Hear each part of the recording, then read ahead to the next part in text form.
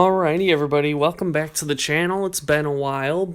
Today I am jumping into a video that I have been wanting to do for quite a while, and that is a playthrough of my favorite course that I have ever played, Squaw Creek Gold in Round Lake, Illinois. It's a beautiful championship level course. Jumping off right into hole one here, we got a just over 300-foot par 3, pretty wide open. This course starts off with a couple, well, really a few easy holes in the first kind of 6 holes, and you really want to take advantage of that before you get into some pretty thick woods here. So this is just a nice smooth explorer, tossing it out to the right, letting it hyzer back. And I threw this one pretty good. I was pretty happy. So that'll be a pretty easy tap in birdie to start off with. Today was a really cold day, actually, and actually this video is broken into 2 parts. The front 9 I played on one day, the back 9 I played on the other day. My camera actually kind of froze because of the temperature out, so I had to go back the next day to finish the round out. So going into hole 2 here. Hole 2 here is kind of the first somewhat distance shot you have to throw. It's a little under 400 feet here. Plays slightly downhill, so plays more like 370, 380. And you really want to just kind of throw a hyzer out to the right, and again let it fall back to the left. Kind of like the first hole, but a little bit longer. I just left mine a little bit too far straight to the right, so I got this step putt here uphill, maybe 50 feet. 45 feet or so, and I just left it a little bit short here, so I'll walk up and tap in my putt. So starting off with 1 down through 2, not too bad. I'm hoping to get both of those, but not the worst. So hole 3 here, we've got a par 4. This is a very easy par 4 though, very reachable. Just kind of, you've got a pretty flat tee shot and then going uphill for the second shot. So really it's about kind of throwing really about as far as you want to. You don't have to throw very far if you don't want to. This one I burned over a little bit to the right, didn't quite get the full flight, but I mean even then I only had maybe 250 feet left, so taking out my buzz to throw up towards this basket here. Now, like I said, it was a really cold day out here, and so I was having a little bit of grip issues at the beginning of the round here. So this one I pulled a little bit, just trying to get my skin and the feel right with the disc. For the putt here, for some reason my camera kind of crapped out, and so I didn't quite get this putt. I got that weird picture of the putt instead of the video of the putt. So I had that like 40-footer or so, maybe 35-footer, and I just missed it a little bit high and ended up with that like 15-ish foot comebacker for my par. So 1 down through those 3. I really want to be at least 2 down through there, so looking to make up some strokes coming up on hole 4. Hole 4 is another par 4. This one's a fun one. You're throwing downhill quite a ways. After about maybe 500-ish feet, it takes a sharp dogleg left behind these bushes, and that was an absolute shank. Just out of my hand so early. Left, not much distance, leaving me with kind of having to scramble for my par. Don't really have much of a chance at getting the birdie now. So mostly here I'm just trying to throw with the awkward footing, get to the corner. Got my nuke there. That's my main distance driver right now for max distance. And I put this one pretty close to the corner, maybe a little bit further right than I was intending. You can see the basket there. It's an elevated basket, so you really want to make sure you're close on this one, especially if there's any sort of wind. So I got my KC Pro AVR, throwing it on just a little bit of a hyzer, and I put it up right against the rocks there. So have a pretty easy tap in for my par here. So this hole is such a great hole. I really love this hole, and it really shows off some of the great qualities of this course. Challenging par 4s, well designed, fun holes that you step up and you're like, I love throwing this hole. I want to throw this hole. So jumping over to hole 5 here, we got a par 3. This is a really tough par 3, and most people, I don't think I've ever actually seen anyone try and play this for a 2.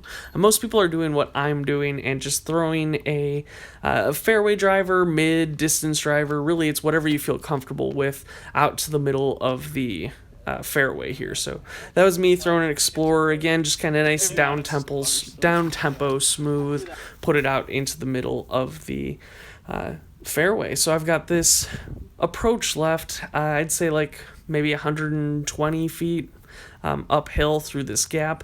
If you get off to the sides at all on this gap, you are in a lot of trouble. So you really want to make sure you put it close, which I did actually. I was pretty happy with this. A little bit short, but easy drop in 10 footer, so not too bad.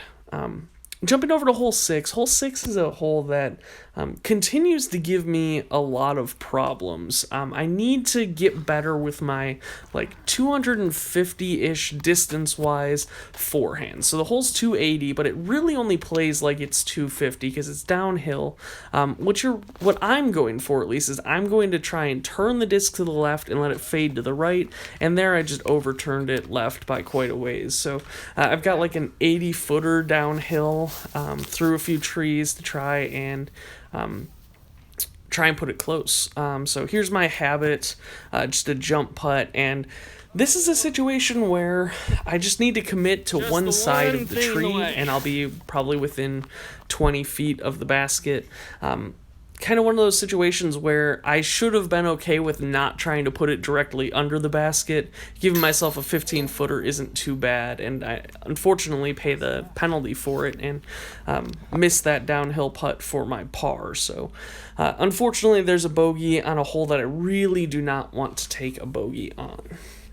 Hole 7 here is another par 4. It's about 550 feet. Your first shot, you really want to get over the creek and hard to the right. So I'm taking my Wraith, Star Wraith forehand, trying to get it to stand up a little bit, but mostly just carry hard to the right. And I did that pretty successfully here. So that will leave me with a very tough approach shot. So there's this kind of rise in the middle of the hole that I've ended up on, where I'm on this hill and then I'm trying to throw kind of flat, and then at the end of the flight it goes slightly downhill through this gap kind of right there. I mean, I hit the gap well, I just did not have enough power on it from that standstill lie. And so unfortunately I'm short left about maybe 60 feet or so. So I've got this jump putt. I could run for it. I did have a line actually, but there's a pretty steep drop off past the basket, so I just laid up to the left for an easy par. Hole 8 here is surprisingly a tough hole for being only 200 feet. So there's this uphill narrow gap that you're trying to hit. My play is to basically throw my zone into the ground about 2/3 of the way up the hill and get it to slide up there.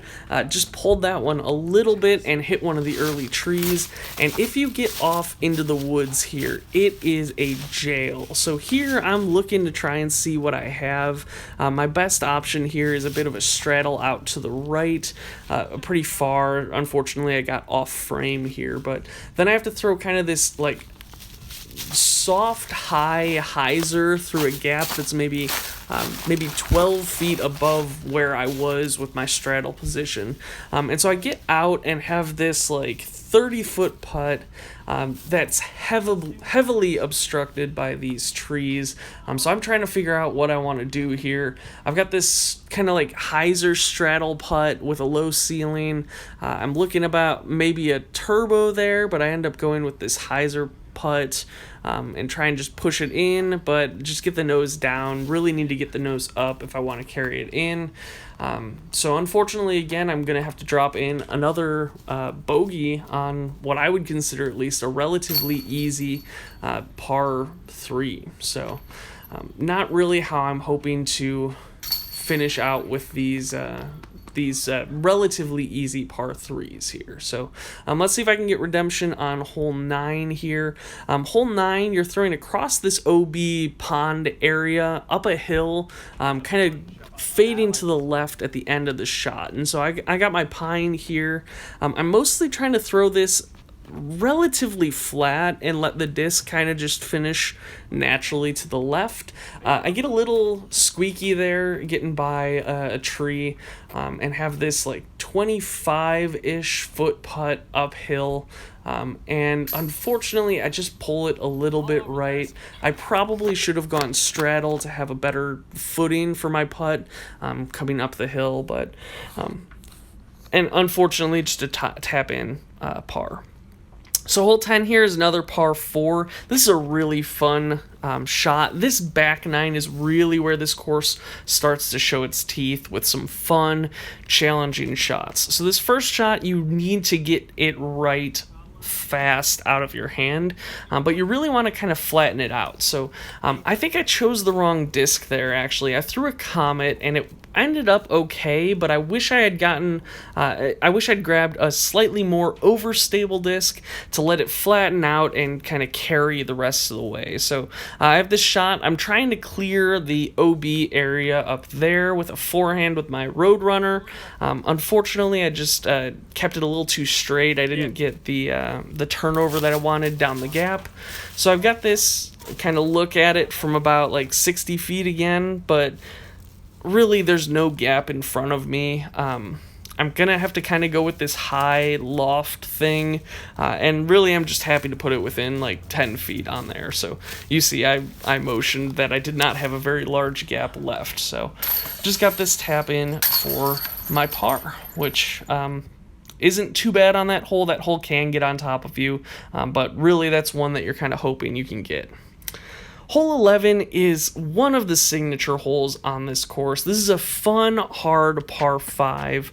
The first shot, you want it to kind of hit a penetrating hyzer, going mostly straight, but finishing left, and even just slightly turning to the left the whole shot. So this is my Sidewinder, mostly just trying to throw smooth, and really I threw it about as well as I was hoping to. If anything, I would have preferred just maybe a teeny bit further to the left, but I'll take it. So what I have left here, and kind of the best play I had, was take my intervention and throw a kind of S-turning forehand roller type shot, getting it to go to the right immediately and then starting to finish to the left. So the fairway shapes where you got to go left off the tee, then you're going right up the hill, then you're finishing left towards the basket, but then the basket is tucked to the right. So there's a lot of turns to this shot, or to this hole. So from here, I'm mostly just trying to lay up to the basket. Again, another situation where I just need to commit to one side of the basket or the other, and I do not do either of those, and I hit a tree and end up with this like 30-foot straddle putt. It was pretty open, so I was relatively confident that I'd be able to make it, and that one, just a teeny bit too high right. That's one where you hope that the basket will catch it, but it definitely could have been a much better putt if I wanted the basket to actually, keep the disc in the basket. So I got this tap in here for my 5 upside down turbo putt, so pretty much a guaranteed tap in. Hole 12 here is a weird shot. It's 220 feet, and you need to throw a really touch putter and hyzer, and that's the best way I have found for getting there. So there's a gap that's maybe 15 feet wide, that you need to hit, but you need to hit it about 40 feet up out of your hand. And so you'll see me coming in here in a second. Sorry, I was a little off frame. I'm throwing this habit really high in the air, but relatively soft, and just mostly hoping that it carries to the right. Unfortunately, on this one, I clipped one of the high branches and dropped to the middle of the fairway, so I've got this little short approach shot. Again, choosing to use my habit to toss it up there. I was hoping to give this one a teeny bit of a run. Went a little bit high and long, so I'll have a bit of a comeback look at it, but definitely not too bad here. So I think this one was like 25 feet, so maybe a little bit longer than I was hoping, but one that I do want to hit. So that one felt good. That one was dead center. A bit of a correction off of some of the earlier missed putts that I've had. So hole 13 is the second par 5 out here, 615 feet. This is one that I really want to birdie when I step up to it. The first shot, you want a sweeping hyzer that finishes relatively straight. So I've got my sidewinder here again. I'm aiming at the right side of the fairway on hyzer, and what I want it to do is kind of stand up the whole length of the flight and finish relatively straight. This one I left just a teeny bit too far right and clipped some of the far right branches, but if I was maybe like a foot and a half left of where I was, I would have been in perfect position. So here's my Firebird. The basket is up to the right quite a ways, so you got to kind of go straight, and then it takes about a 90-degree turn up a hill right for another 120 feet or so. So I'm mostly just trying to throw that forehand roller to the corner, which I did very well. So you can see I'm here at the corner looking straight at the basket. With my habit again, maybe trying to give it a slight run if possible, but mostly just hoping to get my birdie, which I pretty well did. I think that one's about 10 feet. So I've got just this little tap-in putt way up there. Decided to leave the camera back here so I didn't have to walk. Tapped it in for a nice, easy birdie. And then here's something I like to do when you've got such an open area, try and throw your putter back to the bag. So that was my habit on a forehand back to my bag. Just a good training practice thing that I like to do to try and become better with some touch shots. Hole 14, 240 feet, and this one, it goes uphill slightly, then left and downhill, and you need to mostly choose which side of the middle trees you're trying to go on. And so this one, I went to the left side of the trees. That one tends to be the most open line, but you're often going to end up with this putt here, which is maybe 25 feet again. So I got this clear straddle putt, hoping to make it for my birdie. And that one felt good. So got another birdie back to back. That feels good.